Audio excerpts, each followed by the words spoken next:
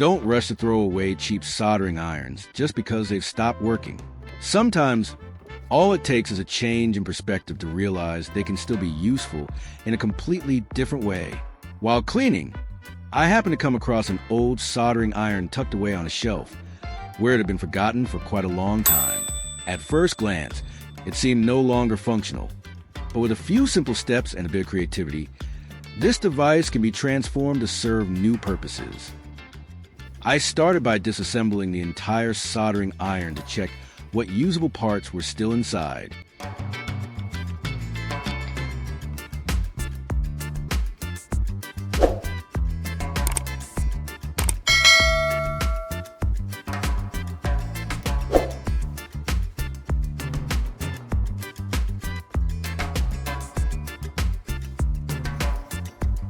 Looking more closely, the internal core still had value for other projects, so I kept it and set aside neatly.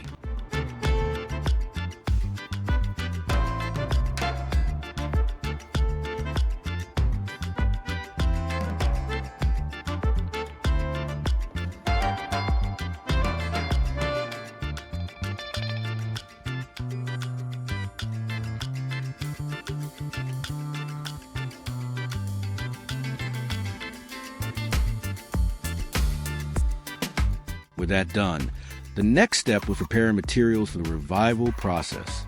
Among them, a tire valve was chosen as the main component. Quite suitable since the rubber base had already been removed.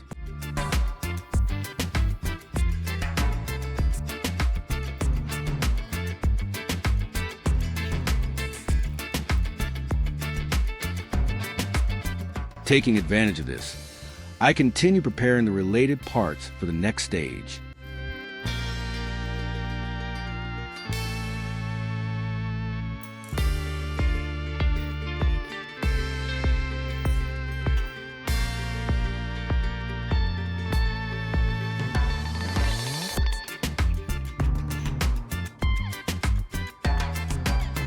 Next, a bolt was inserted into the valve and tightened to create a solid structure.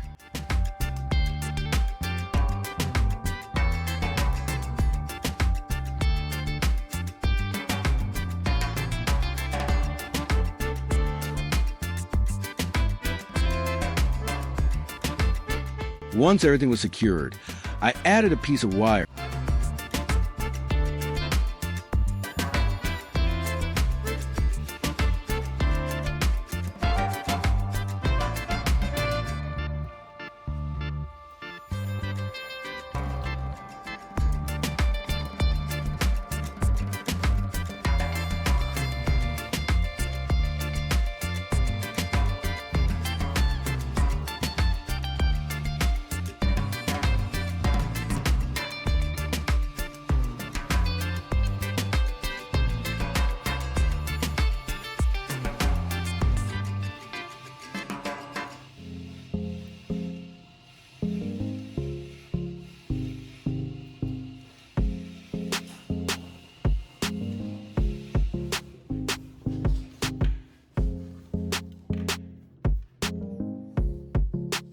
And cover the connection with heat shrink tubing.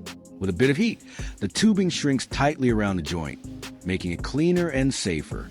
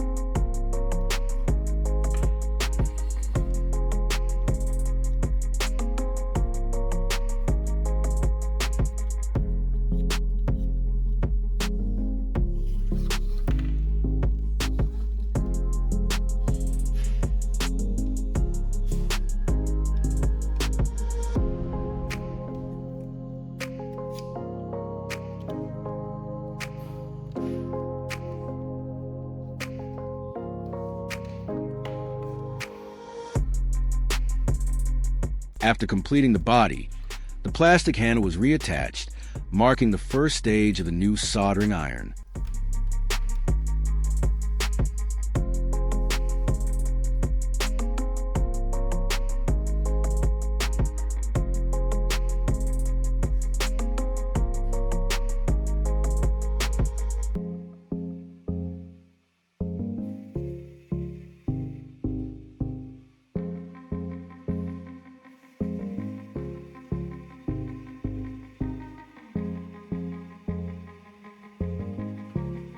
However, for the device to actually work, a proper tip is essential, and this time, I reuse an old 1.5-volt battery from my parts box.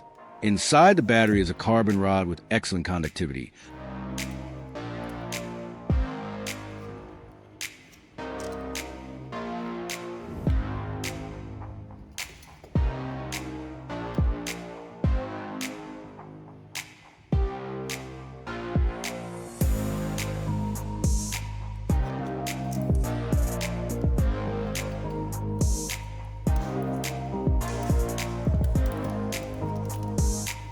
So I use pliers to pull it out.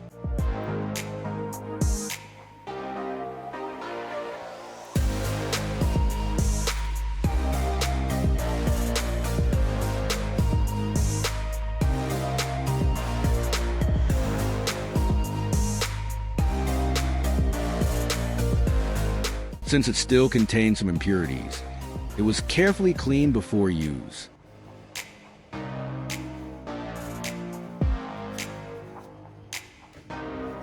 To improve contact efficiency, one end of the carbon rod was sharpened.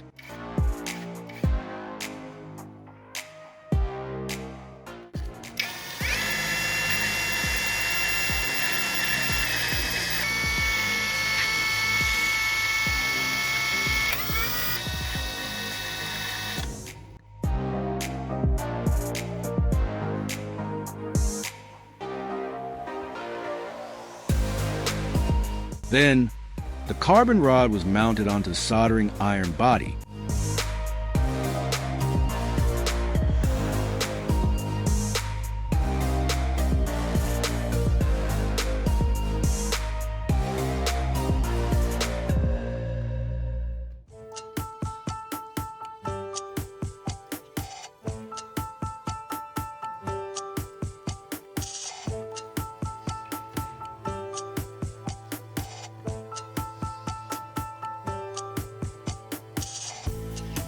While the other wire was connected to a metal pad, completing the contact system. At this point, a completely new soldering iron had begun to take shape.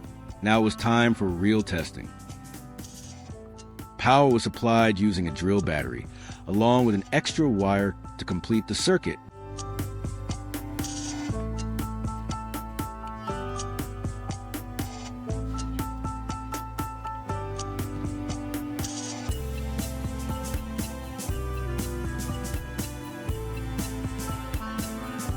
When the tip touched the metal clamp, sparks appeared almost instantly, accompanied by a faint wisp of smoke, a clear sign that the device had started working. To be sure, I continued testing it on some familiar materials. First, I used 2 pieces of wire to test bonding capability.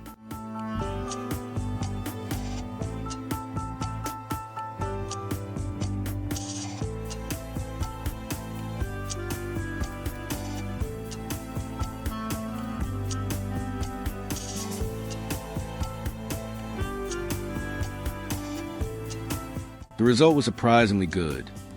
The joint was solid, well fused, and not easy to pull apart under force. This proves the device can be used in practice.